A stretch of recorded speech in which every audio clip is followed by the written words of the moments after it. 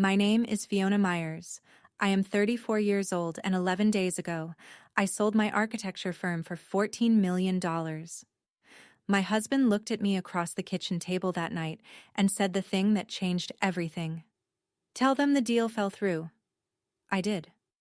Within 4 days, my mother listed my childhood bedroom on Airbnb, $89 a night. The room still has the window seat I built when I was 16. By day 7, my sister texted me uninviting me from her wedding. My mother had called her and said if I showed up empty-handed, it would be awkward for the whole family. My father just stopped calling. What happened on day 12 when my husband wired $50,000 to each of them is the reason I am telling you this story. But what they did with that money is the part that still keeps me up at night. Welcome back to Calm Drama Stories. This is the channel where family moments unfold, the ones nobody warns you about, and the ones that change everything. If these stories move you, drop a comment below and be sure to subscribe so you never miss a new story. I have filed my parents' property taxes for 6 years. My mother does not know the county assessor's address.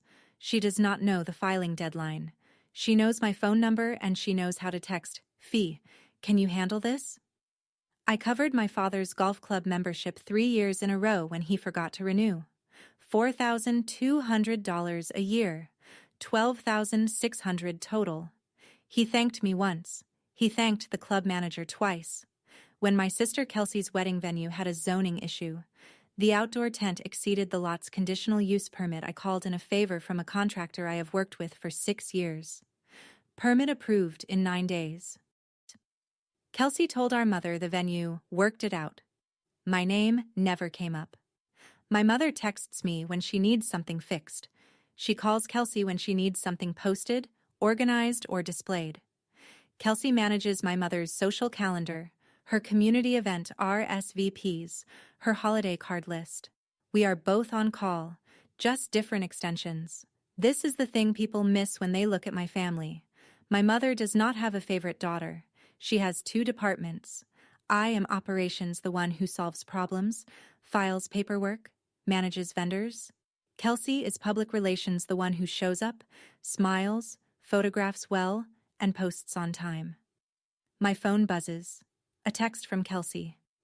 Can you handle the florist? I am swamped with bridesmaids. I have been managing my sister's wedding vendors for 4 months. The florist. The caterer. A permit issue I solved by calling in a favor. 4 months of project management, donated free of charge. Kelsey has not once asked about the acquisition, but she needs the florist handled. And in this family, that is the same thing as calling to check in. My husband Garrett said something one evening that I have not been able to stop hearing. We were sitting on the porch after the kids went to bed. He set his water glass down and looked at me like he was reading a balance sheet that did not add up. When is the last time anyone in this family called you without needing something? I opened my mouth, closed it. I checked my call log later that night. 8 months of calls from my mother. 43 calls. Every single one was a request or a logistics update. Can you look at Dad's insurance claim? Can you call the roofer? Kelsey's caterer needs a deposit. Did you file the property tax extension? Not one. How are you? Not one, I was thinking about you. Not one call that existed without a task attached. But here is the part that stopped me cold. I checked Kelsey's pattern too, asked her casually one day how often Mom calls her just to talk. Kelsey laughed. Mom does not call to talk. She calls to delegate. Last week it was the Henderson's anniversary card. Week before that, the church potluck RSVP. My mother does not play favorite. She runs a dispatch center. And both of us are on the route. The difference is that Kelsey has never noticed. Kelsey thinks managing Mom's social calendar is being close. She thinks the phone calls are connection. I used to think that too. I used to think handling the property taxes was being needed, and being needed was being loved. Garrett did not tell me any of this. He just asked one question. And the question did all the work. When is the last time anyone in this family called you without needing something? I still do not have an answer. My firm is called Myers Design Group. Sustainable commercial architecture. Converted warehouses. county libraries, LEED-certified office complexes. I started it in a one-room studio above a dry cleaner 8 years ago with $11,000 in savings and a second-hand drafting table. Harman Kale, a national architecture and engineering conglomerate, approached us 14 months ago. They wanted our sustainable design methodology, our client list, our people. 8 months of due diligence, valuation negotiations that made my teeth ache. Staff retention packages for all 47 employees, every one of them would keep their jobs. That mattered to me more than the number. The number was $14 million. All cash. The deal closed on a Tuesday afternoon. I signed the final document in my attorney Claudia's office with a pen that cost $4. Garrett brought champagne that cost $32. My senior architect Nora cried in the doorway. I built this company while filing my parents' property taxes, while covering golf memberships and managing florists and solving permit issues for people who never asked how I was doing. I built it in the margins of a family that only noticed me when something was broken. $14 million. I reached for my phone to call my mother. I wanted her to say she was proud. Then I set the phone down. Not because she would not care, but because I already knew what she would say. She would say congratulations, and in the same breath she would say, "Now can you look at the insurance claim? I have been waiting." She would fold my biggest achievement into her task queue, and I would let her. Because that is how this family works. $14 million. And the first thing I feel is tired. Kitchen table. 9:30 at night. Champagne going flat. Kids asleep. Mabel is 5. Theo is 3. They do not know their mother is now a millionaire. They know she makes buildings. That is enough for them. Garrett sits across from me. He is a financial analyst. Quiet. Observant. He has watched my family run on transactions for 9 years. He does not say, "Let us test them." What he says is, "Before you tell them the good news, just do not, for 1 week. See who asks." They are my family. I am not saying they do not love you. I am saying, find out if they notice you when you are not providing something. When is the last time anyone in this family called you without needing something? The question again. Pressing against every conversation like a load calculation, I keep failing. I tell him I am not going to lie. He says I do not have to. Just do not volunteer. But I cannot do silence, so I compromise. I text my mother. "Hey Mom, the acquisition fell through. It has been a rough week." I am giving her an opening, a chance to call me back and say, "Tell me everything. Tell me how you are feeling. Tell me what comes next." Her reply comes 14 minutes later.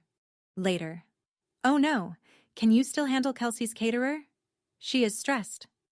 My career just collapsed as far as she knows, and her first response is checking whether I can still deliver on an open task.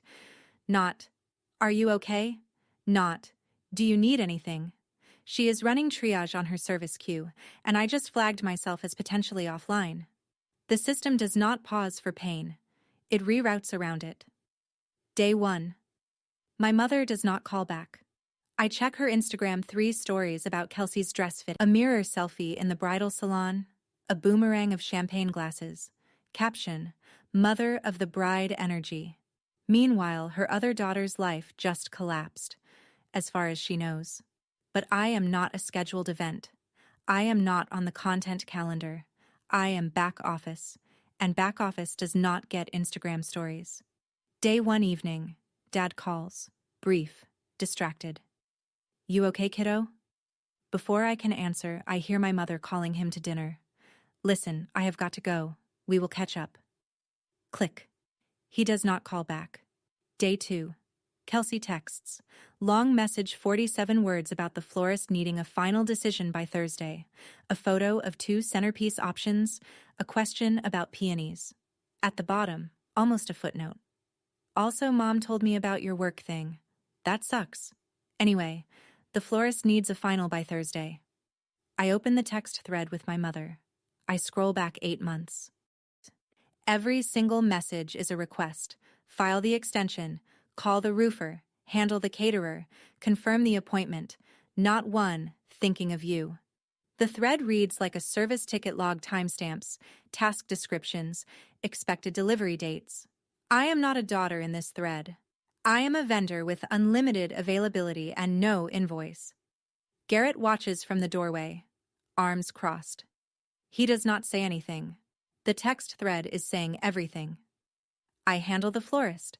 I pick the peonies. I confirm the round vase because the venue ceiling is low and tall arrangements block sightlines.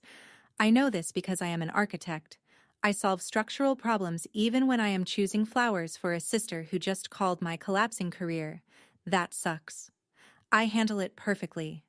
And for the first time, I hate myself for it. Day 3. Nothing from my mother. Nothing from my father. Kelsey sends a group photo from a bridesmaid dinner, 7 women, champagne, matching gift bags. I am not in the photo. I am not in the group chat it was shared in. Day 4.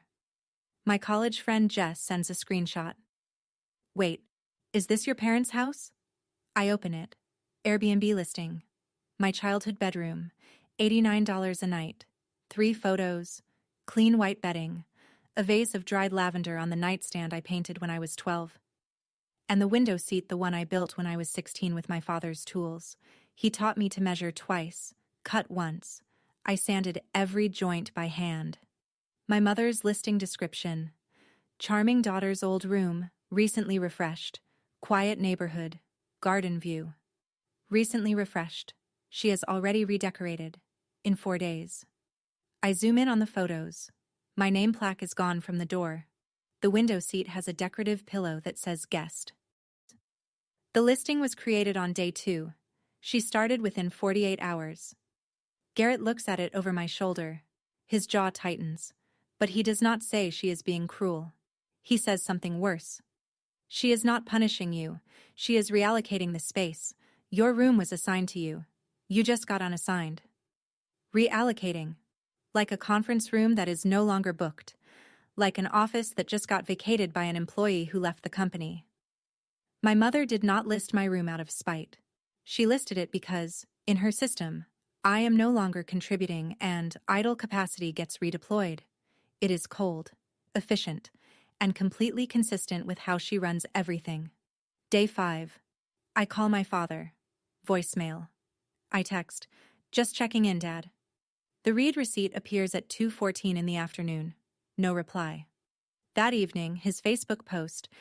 He is at Kelsey's wedding venue doing a walkthrough, standing in front of a white gazebo, smiling. Caption, proud dad moment, 6 weeks and counting. He is present for the active project. The wedding is in production. I have been shelved. Day 6. He answers the phone this time. His voice is the voice of a man reading from a queue. Listen, kiddo. Your mother and I we are busy with Kelsey's wedding. You understand? You understand. As if understanding is my contribution. As if processing their absence is one more service I provide. Sure, Dad, I understand. Click. Garrett is in the kitchen. Your father does not make decisions. He routes them. Your mother stopped sending him your file. He is my father. He is your mother's forwarding service. She stopped routing you to him. So he does not know you are in his queue. He is not choosing to ignore you. He just does not have the ticket. I want to argue. I want to defend the man who taught me to measure twice and cut once. But I cannot defend a man who routes all of his love through his wife's dispatch system. The window seat I built when I was 16, I built it with his tools. He handed me the chisel.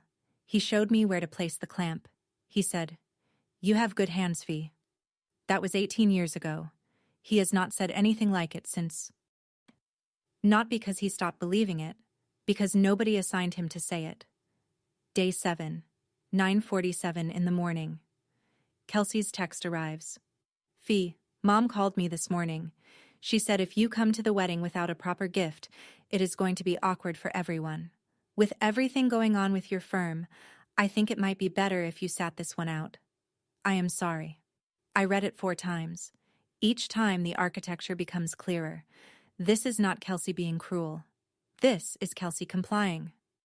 My mother ran the calculation. Bankrupt Fiona equals no gift of appropriate value.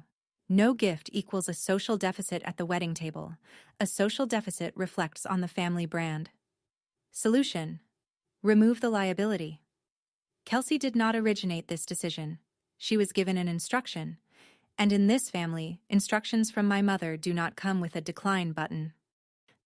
I managed Kelsey's florist for 4 months, confirmed her caterer, solved her venue permit, picked her centerpieces 2 days ago. 4 months of free project management worth thousands in billable hours if I had invoiced it. But my mother's ledger does not count labor. It counts cash and appearances. And right now, I am a line item that reads 0. Garrett finds me on the bathroom floor. I am not crying. I am sitting with my phone in my lap, doing the math. I handled her florist. I handled her caterer. I fixed her venue permit. I picked her centerpieces. And Mom told her to uninvite me because I cannot bring a gift. On our refrigerator there is a wedding invitation. Cream envelope, gold lettering, my name in calligraphy. It has been there for 5 months. I do not take it down. Not yet. That evening, Garrett sits across from me at the kitchen table with a sheet of printer paper. He does not make a list this time. He draws a chart. At the top, Diane Myers, CEO. Below, 2 branches. Left branch, Operations Fiona, tax filing, vendor management, permits, insurance claims, maintenance coordination. Right branch, Public Relations Kelsey, social calendar, RSVPs, event appearances, Instagram, community relations. Below both, admin routing Roger, forwards requests, confirms decisions, provides emotional padding. I stare at it. It is an org chart. My family is an org chart. Your family is not a family, Garrett says. It is a company. And you just got laid off. I want to argue, but the chart is clean. The reporting lines are clear. Every relationship I have with my mother fits inside that structure. Every phone call, every text, every Thanksgiving, every birthday. When is the last time anyone in this family called you without needing something? The question again. And now I see it fully not as a complaint about favoritism, but as a structural observation. My mother does not love Kelsey more than me. My mother allocates bandwidth to whichever asset is currently appreciating. Kelsey is the asset in season. Wedding. Social capital at its peak. If Kelsey's wedding was over and Kelsey needed something fixed, a permit, a tax issue, a contractor, my mother would route that request to me in a heartbeat. And if I was no longer available, she would find someone else. We are all replaceable in this system. The only difference is that I just realized it. So what do? I ask. We stop being an asset. We become a person. And we see if they recognize the difference. Day 8. Nora sends me a screenshot at 1:15 in the afternoon. Her husband Greg is a distant cousin of the Myers family. He is in a group chat I have never seen. The chat is called Myers Family Updates. I am not in it. The chat has existed for 2 years. Nora's screenshot shows the last 3 days of messages. My mother. Fiona's company went under. She probably cannot contribute to the wedding fund anymore. Cannot contribute. Her first concern is my output capacity. Kelsey. So, do I need to find another florist coordinator? She was handling mine. Kelsey's first concern is losing her free vendor manager, not her sister's well-being, her service provider. My father. Let us just give her some space. She will figure it out. Translation. Close the ticket. Archive the request. Route nothing further. And then my mother. The message that stops me. I am listing the spare room. No point keeping it empty if she is not contributing anymore. Not contributing anymore. I stare at those 3 words on Nora's phone. My mother did not list my room because she hates me. She listed it because I went offline. I am an idle resource. The room is an idle asset. In her system, both get reallocated. And Kelsey texting me about the florist while this group chat discussed replacing me. Running both tracks simultaneously. Aimlessly, using my labor in one thread while writing me off in another. That is not cruelty. That is resource management. You do not cancel the vendor until the deliverable is in hand. My value in this family was always a line item, and the moment that line went to zero, the system corrected itself in 11 days. Not out of malice, out of efficiency. That evening, I show Garrett the screenshots. He reads them twice. Contributing, I say. Flat. Clinical. The way I read a structural report. That is what I am. A contribution. And Kelsey is not worried about me. She is worried about losing her free florist coordinator. The whole family runs on deliverables, Garrett says. You just saw the production schedule. I pick up my phone. I call Claudia, the attorney who handled the acquisition. I need you to set up a children's trust, and I need you to draft 3 wire transfers. $50,000 each. To whom? My mother, my sister, my father. Claudia pauses. She attended the signing celebration. She watched my mother check her phone during the toast. Are you sure? It is not a gift. It is a closing payment. For 9 years of uncompensated services. And it comes with a receipt. She tells me she will have the paperwork ready in 3 days. I say make it 4. Day 12. After I hang up, I walk to the refrigerator. The wedding invitation is still there. Cream envelope, gold lettering, my name in calligraphy under a sunflower magnet. I do not take it down. Not yet. I am not ready to cancel the last subscription this family issued in my name. The wire goes out on day 12. I have 4 days. 4 days to feel everything I need to feel before I close this account for good. 4 days. Then the ledger balances. Day 9. Jess texts me another screenshot. My mother's Airbnb listing has its first review. 5 stars. Lovely room, charming window seat. Diane was a wonderful host. A stranger slept in my childhood room. On the window seat I built at 16, sanded every joint by hand, and left a 5-star review praising my mother's hospitality. My mother has renamed the listing. It is no longer Charming Daughter's Old Room. It is the Garden View Suite. My room never had a name when I lived in it. Now that I am gone, it has a brand. I screenshot the review with steady hands. I save it in a folder on my phone labeled Architecture. I file things that matter under things I understand. Garrett reads the review. She is not mourning you. She is monetizing the vacancy. Monetizing the vacancy. Converting me into square footage. Calculating yield per night on a room that used to contain a daughter. That evening, I sit at my drafting desk for the first time since the acquisition closed. I sketch the window seat from memory. Every mortise joint, every tenon, the back support 12 degrees off vertical, because I wanted it to feel like leaning against a tree. I built it with my father's tools. He handed me the chisel. He showed me where to place the clamp. He said, "You have good hands, Fee." 18 years ago.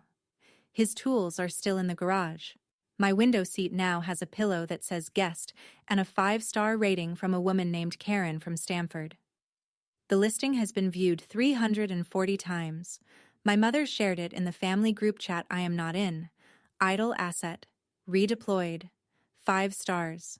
Mabel asks at bedtime, "Mommy, are we going to Auntie Kelsey's wedding?" I smooth her hair. "I do not think so, sweetheart." "Good," she says. Her house smells like carpet cleaner. Garrett laughs from the hallway. The first genuine sound in 9 days. I smile small, careful, like setting a foundation stone on uncertain soil. After the kids are asleep, we sit on the back porch. Crickets, cut grass. The south-facing glass wall I designed the year Theo was born. Every beam and sightline calculated. "Your mom once told me you were the practical one," Garrett says. He holds water, not wine. He wants to be clear. I remember. She said it like it was your job title, not your personality. In her system, practical is a job title. I am the one who fixes things. Kelsey is the one who appears at things. Both of us are on the clock. We just do not get paid. He takes my hand. Financial analyst, hands steady from years of holding nerve through market volatility. In my system, practical means you built a company from nothing and sold it for $14 million. I lean against him. The night is warm. I am not doing this for revenge, I say. I know. I am doing it for Mabel and Theo. So they never learn that love has terms and conditions. He squeezes my hand once.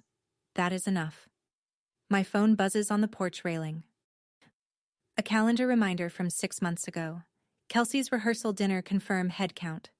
I pick up the phone, delete the reminder, set it face down, listen to the crickets close out their shift. Day 10. I drive to my parents' house to pick up a box of Mabel's baby clothes that my mother has been storing. Nobody is home. They are at the wedding venue for another walk through Kelsey's third. The house smells the same. Cinnamon and floor polish. I grew up in this smell. I associated it with safety for 26 years before I understood it was just a fragrance. I find the box in the attic and carry it down. On my way through the hallway, I notice my mother's desk drawer is open. The desk she calls my office, a repurposed antique secretary where she manages bills and invitations, and the social calendar she treats like a second career. I do not plan to look. But the drawer is open and there is a folder tab visible. It reads, Family Management. I pull it out. Inside is a spreadsheet, printed on white printer paper. My mother's handwriting in the margins check marks, asterisks, dates. 4 columns. Name. What they gave. What they received.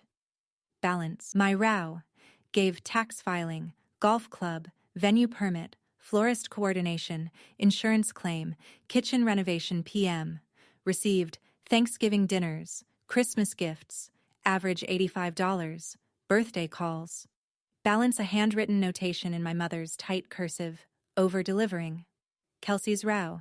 Gave RSVPs, social calendar, community event coordination, Instagram posts, holiday card management.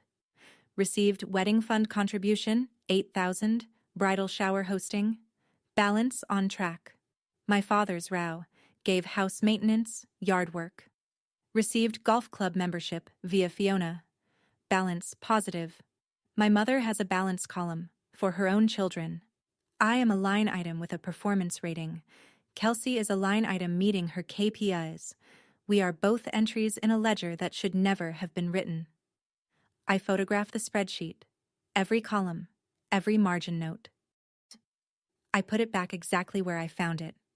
I take the box of baby clothes and drive home under the speed limit because my hands are shaking. I show Garrett the photos when he gets home. He looks at them for a long time. The house is quiet. Mabel is at a play date. Theo is napping. She has a balance column, he says, for her own children. I am a line item, Garrett. I have a positive balance because I over-delivered. And Kelsey? On track. Kelsey is meeting her KPIs. He sets the phone down on the counter. Your mother does not have favorites. She has a spreadsheet, and both of you are on it. I call Claudia. I adjust the children's trust. $500,000 each for Mabel and Theo. Education, first home, healthcare. Irrevocable. Funded from the acquisition proceeds. My mother tracked my contributions on a spreadsheet. I tell Claudia. My children will never be a line item. There is one more thing. I asked Claudia to set up a $25,000 annual scholarship at my alma mater for architecture students from families that treated them as resources instead of people. I want it called the Balance Fund. My mother's spreadsheet had a balance column, so I am building one that tips in the right direction toward the students who were over-delivering for families that only measured what they could extract. Garrett is standing by the kitchen island when I hang up. She wrote over-delivering next to my name, I say, like it was a performance review. Like being a good daughter was exceeding quarterly targets. He pulls me close. We stand there in the afternoon light, the light that comes through the south-facing glass I designed, so the sun would hit the kitchen island at exactly this angle at exactly this time of year. I build things that last. My mother builds spreadsheets that keep score. We are not in the same business.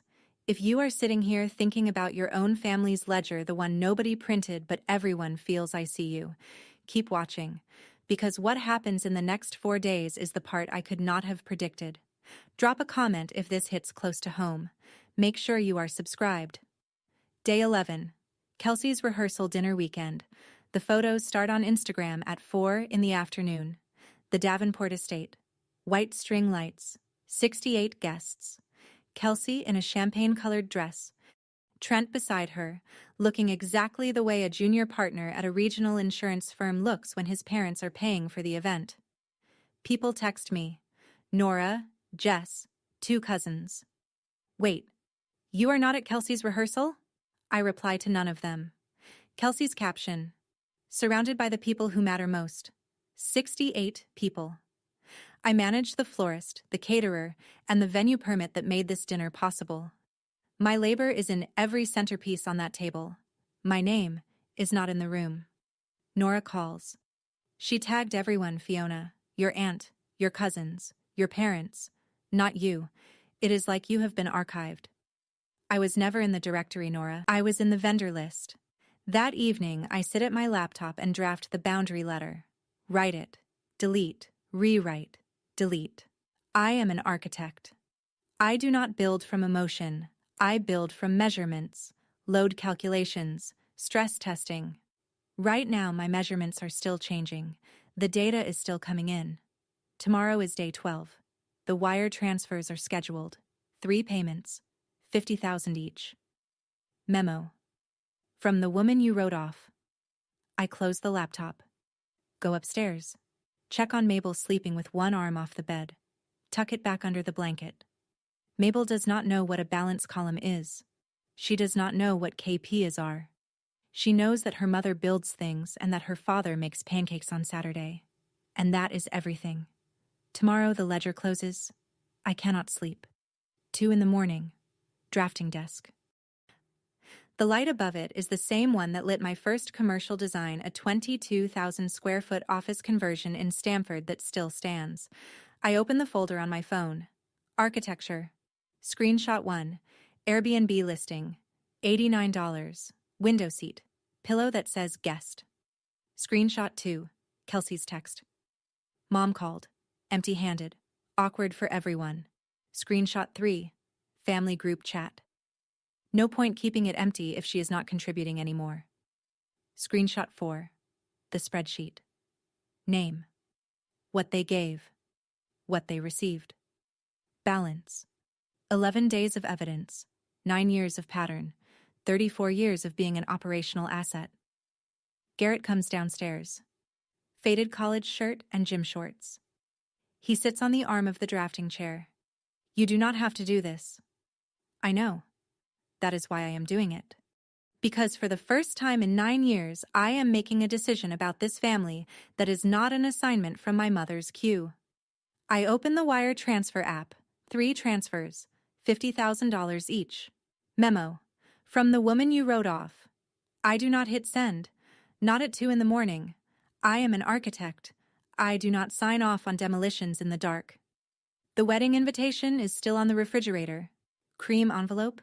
Gold lettering. One last night of hanging there under the sunflower magnet. In the morning, I will take it down. In the morning, I will send the wire. In the morning, the system that ran this family for 34 years will receive its final invoice. But tonight, I let the invitation stay. One last night of pretending that this family kept me on the books because they wanted me, and not because I was useful. 6 in the morning. Alarm. I shower. I dress in my gray blazer, the one I wore when I signed the acquisition papers. It still smells like Claudia's office. Leather chairs and fresh paper. 6:15, kitchen table, phone, 3 transfers, 3 taps, $50,000 each. Memo. From the woman you wrote off. Send, send, send. I make coffee. Sit. Wait. 7:22. Dad texts. Fiona, what is this? No punctuation, no context. The confused response of a man who has received a notification outside his normal routing. 7:41. Kelsey. Why did you send me $50,000? What is going on? 8:03. Mom calls. I let it ring. Voicemail. Fiona Ann Myers, you call me back right now. What is this about? Her voice is sharp, not worried, offended. as if receiving $50,000 from her daughter is an unscheduled transaction that disrupts the ledger. 8:15. Garrett comes downstairs, Mabel on his hip, Theo trailing behind, clutching a stuffed elephant by one ear. How do you feel? Like filing a demolition permit. Clean, necessary, and irreversible. He nods. He makes pancakes. Life continues. I walk to the refrigerator, pull down the wedding invitation, cream envelope, gold lettering, 5 months of hanging under a sunflower magnet. I drop it in the recycling bin. Not the trash. The recycling. Because somewhere in the process the paper might get turned into something that actually holds weight. Or it might not. Either way, it is no longer on my refrigerator. Not the trash. The recycling. Because I am an architect, and I believe in repurposing materials whenever possible. My mother calls 6 more times between 9 and noon. Each voicemail is a different stage. Voicemail 1. Confusion. Fiona, I do not understand. Call me. Voicemail 2. Demanding. You need to explain yourself.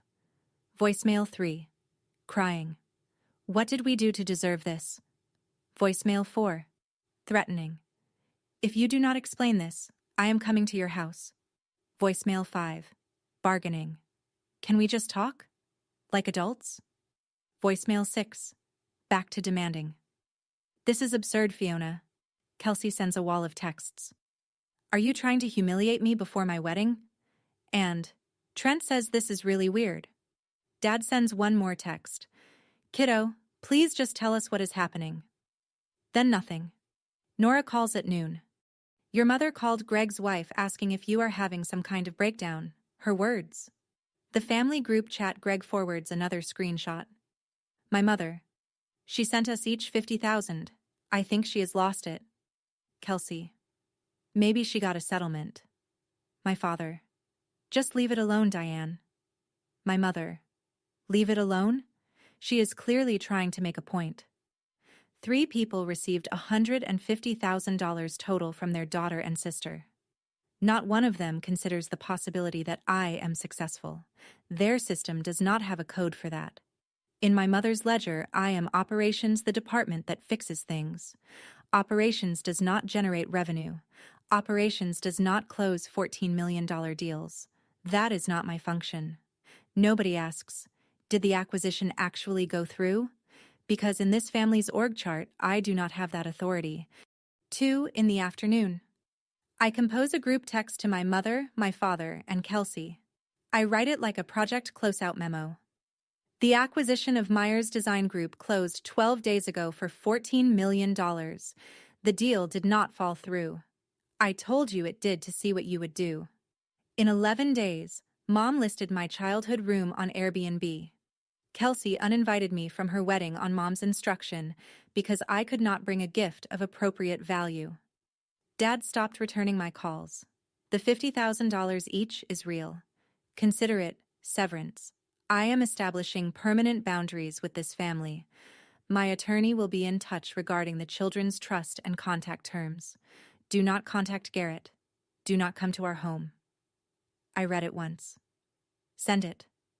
Put my phone in the kitchen drawer and close it. Garrett reads the copy in our shared notes. That is the most architect text I have ever seen. It is a project closeout. Final deliverable submitted. Account closed. The family group chat. Greg sends the update 4 minutes later. My mother. She set us up. Kelsey. I cannot believe this. My father says nothing for 22 minutes. Then, we need to talk about this as a family. But the family no longer includes me. And the irony of my father wanting to root a conversation now after 6 days of silence, after forwarding nothing, after posting proud dad while his other daughter sat on a bathroom floor is structural. Consider it severance, because that is what it was. 9 years of uncompensated services. The closing payment has been issued. The vendor relationship is terminated. And the vendor is the one who ended it. My mother calls from a different number at 7 that evening. I pick up once. She is crying. How could you do this to us? To your father? To Kelsey? Right before her wedding? Every sentence is about impact on them, Not one word about what they did to me. You listed my room in 4 days, I say. That was just practical. You called it recently refreshed. You replaced my name plaque with a pillow that says guest. Silence. Then, you are making everything about you. You always do this. This is about me, Mom. For the first time, this is about me. I hang up. Set the phone down. My hands are steady. Architect's hands. Good for measuring. Good for building. Good for knowing when a structure cannot be repaired. Kelsey does not call. She texts. You ruined my wedding week. I hope you are happy. I do not reply. Kelsey is not angry at me. She is angry that her service provider filed a complaint with management. In her framework, I am supposed to deliver and be quiet. Filing and florist and caterer and permit then exit gracefully so the event can proceed. My job was never to attend the wedding. My job was to build it. My father leaves a voicemail. His voice cracks. Genuine. Raw. I do not understand what happened, Fiona. I love you. But he does not say, I am sorry. He does not say, your mother was wrong. He says, can we just go back to normal? Normal. The word I have been operating under for 9 years. Normal means I deliver. Nobody invoices me. Nobody asks how I am. And the system hums along on my labor until the next request comes in. I am done with normal. Day 13. My phone notifies me of 3 bank transactions. My mother deposited her $50,000 at 9:12 in the morning. Kelsey deposited hers at 11:47. My father deposited his at 1:08 in the afternoon. All 3, within 18 hours, while simultaneously calling me manipulative, unstable, and cruel. They cashed the checks, every dollar. And then they continued telling the story that I am the one who wronged them. I show Garrett the deposit confirmations. He nods slowly. They measured your worth in dollars, and then they proved it. Day 14. Kelsey's wedding. I do not attend. I do not watch. But the photos come anyway. Nora, Jess, cousins posting stories. My mother in a lavender dress. My father giving a toast. 68 guests. The roses climbing. The string lights glowing. The centerpieces I chose round vases. Peonies. Low profile for the ceiling height. My architectural judgment in every floral arrangement. My name nowhere in the room. Kelsey's hashtag, love wins. I close Instagram. The spreadsheet comes back to me, my mother's balance column. I gave each of them 10 times what my mother budgeted for Kelsey's wedding fund, and they cashed it. In my mother's ledger, I just made one final deposit. Even my goodbye was transactional. Even walking away became a line item. They took the money. Every dollar. And they went to the wedding without me. That was the last entry I needed to see. I want you to sit with that. They cashed the checks. Every one. And then they celebrated without her. If you have ever given everything to people who only counted what you brought, this next part is for you. Stay with me. We are almost at the end. The second week. Claudia's office. Same leather chairs. Same fresh paper smell. Different documents. Claudia drafts the boundary framework. Not a restraining order. A formally drafted boundary notification sent by certified mail to each family member. I am requesting no contact. Any future communication should be directed through my attorney. Claudia looks at me. This is not about punishment, Fiona. It is about structure. I know. You are an architect. Every building needs walls. We review the children's trust. $500,000 each for Mabel and Theo. Education, first home, healthcare. Irrevocable. Managed by an independent trustee. I finalize the scholarship. $25,000 a year. Architecture students from families that ran on ledgers. The balance fund. My mother had a balance column, I tell Claudia. I am building something that does not require one. My mother's spreadsheet tracked what people gave and what they received. Checked off deliverables. Assigned ratings. I am creating a scholarship that gives without a debit entry. No what they received column. No KP. Just, Here is money for someone who was over-delivering in a system that was never going to promote them. I drive home. The highway passes my old office, the one-room studio above the dry cleaner where Myers Design Group started. The dry cleaner is still there. The studio is a yoga space now. Something started in that room. Something real. And the people who were supposed to care about it tracked my output on a spreadsheet while it was happening. I built something there. It mattered. Even if my family could only see it as a line on a ledger. Week 3. I write the letter myself. Claudia reviews it. 3 copies. Certified mail. The letter does not accuse. It does not moralize. It states facts. Dates. Screenshots referenced. Spreadsheet photographed. Paragraph 1. The Airbnb listing. Dates. Pricing. Listing description quoted. Paragraph 2. Kelsey's uninvitation. Mom's instruction. Gift threshold as the stated reason. 4 months of vendor management provided free of charge. Paragraph 3.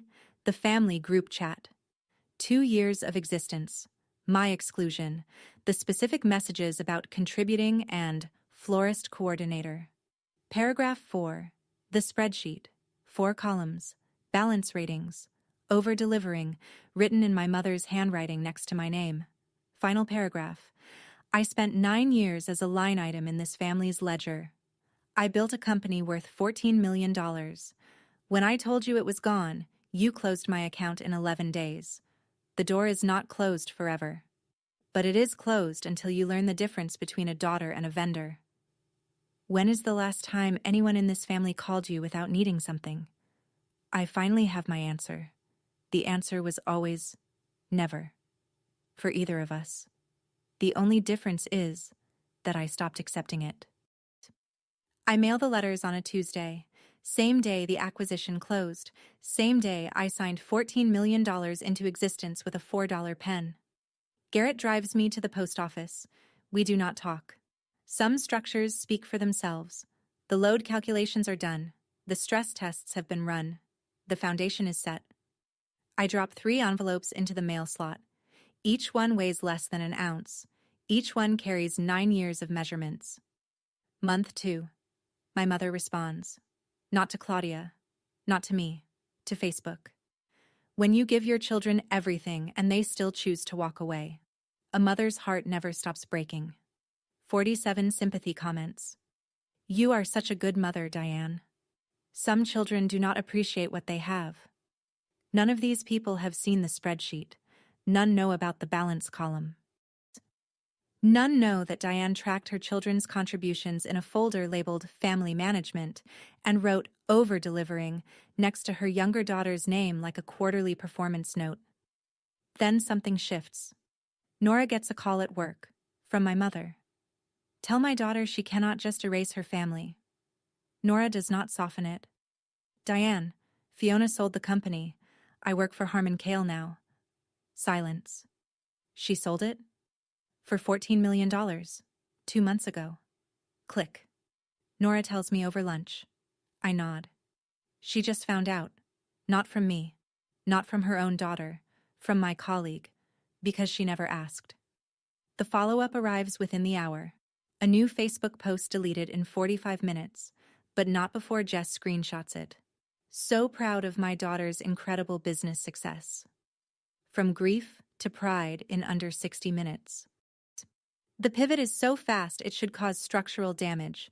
She deleted it because even she understood that you cannot post sorrow and celebration in the same afternoon. I do not respond. I do not comment.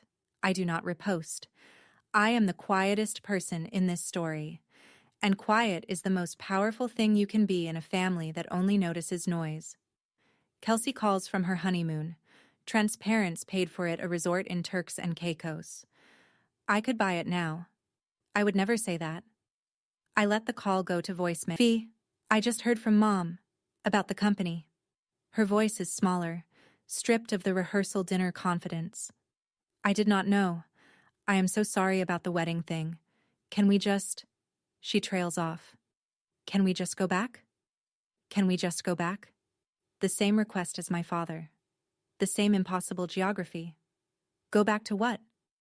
To the system where I manage vendors and Mom manages the ledger and Kelsey meets her KPIs, and nobody calls anyone without needing something?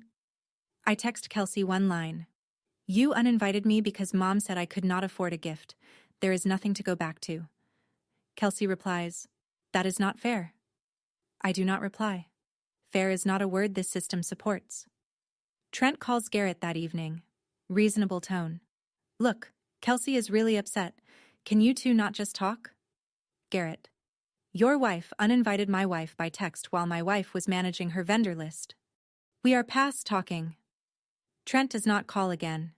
Here is what Kelsey's voicemail tells me. Her apology is not, I was wrong to treat you that way. It is, I did not know you were rich. The system has not changed. The balance sheet has. If my account had actually been empty, Kelsey would still be celebrating at her 68-person dinner, eating centerpieces arranged by a sister she wrote off because Mom said the gift math did not work. The condition for my inclusion was always a number. And now that the number is large, they want to renegotiate. Month 3. 2 things arrive in the same week. The first is a handwritten letter from my father. Shaky. Careful. The handwriting of a man who once wrote clear notes on report cards. Dear Fiona, I do not know how to fix this. I should have called you back. I should have asked about your company. I should have done more than forward your mother's requests. I did not because it was easier to route everything through her. That is not an excuse. That is just the truth. I cashed the check because your mother told me to. I should have sent it back. I love you. I always have. I just never learned to love without instructions. Dad. I cry. The first time since day 7. Quiet tears. Architectural. Falling in a straight line. I show Garrett. He reads it. It is real? I know. But it is not enough. I know that too. Dad's letter is genuine. But genuine feelings without changed behavior is like a blueprint without a building. Paper does not keep the rain out. I write back by hand. Dad, I believe you love me, but love without action is architecture without a foundation. Do the work. Start with therapy. Start with acknowledging the spreadsheet. Call Claudia when you are ready. Not me, Claudia. The second thing that arrives, a package addressed to Mabel. Inside is a stuffed rabbit. Soft, pale blue. A tag tied to its ear reads, From Grandma. No note for me, no ask, no agenda. Just a stuffed rabbit for a 5-year-old from a grandmother who misses her. For 3 seconds, my mother is not a system.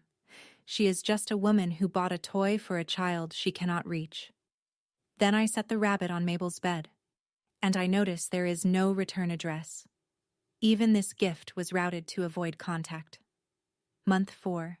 Jess texts at 8 in the morning. Your mom's Airbnb listing is gone.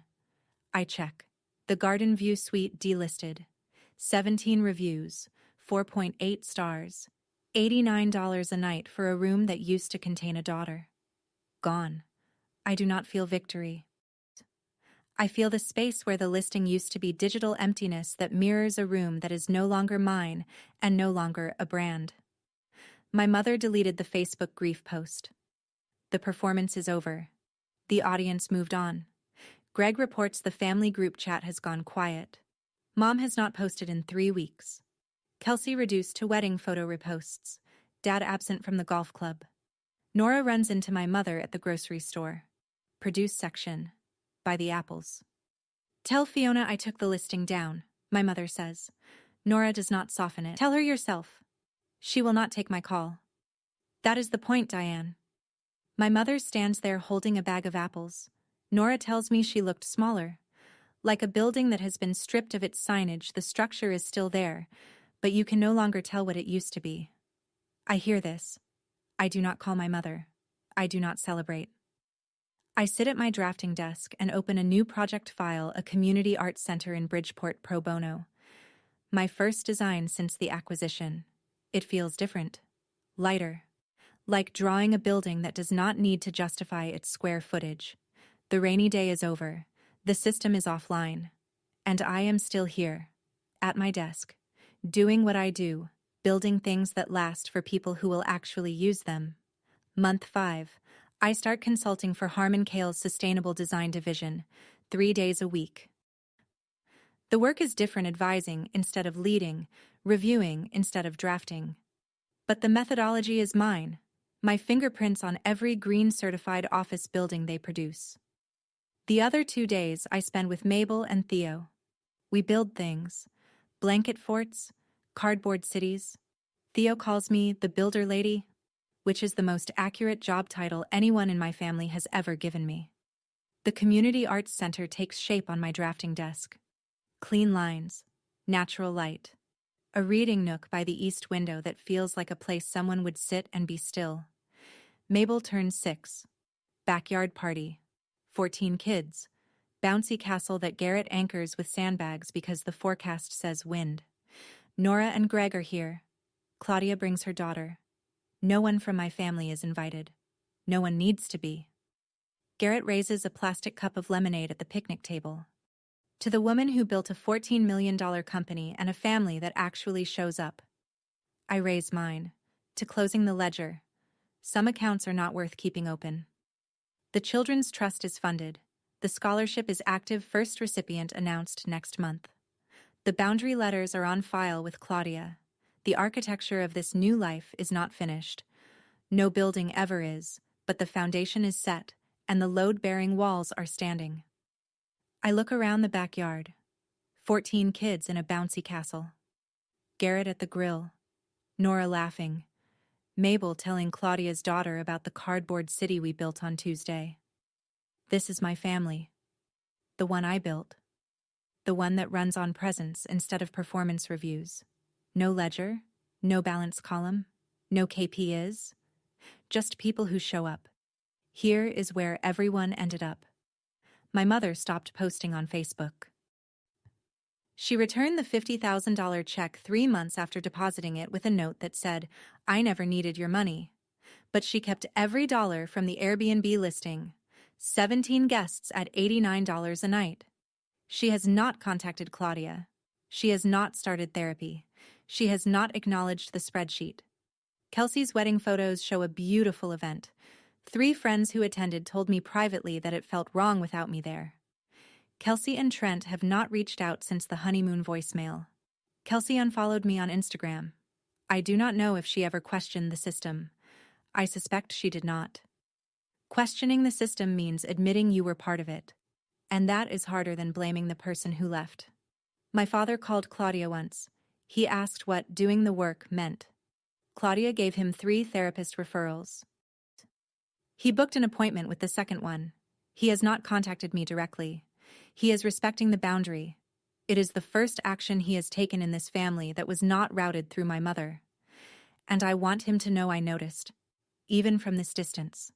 The $150,000 in wire transfers was eventually returned or donated.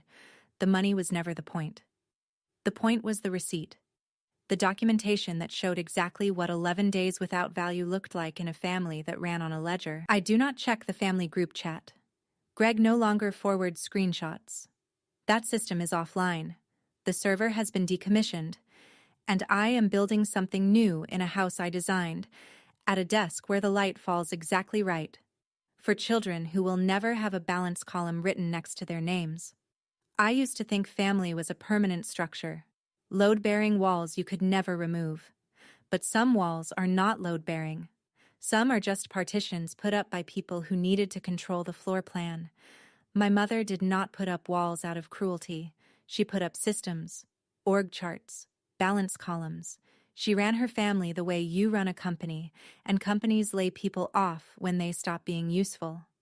I stopped being useful, so I stopped being family. I took the walls down, and the house is still standing. That is my story. 11 days, 3 wire transfers, and a family that ran on a ledger.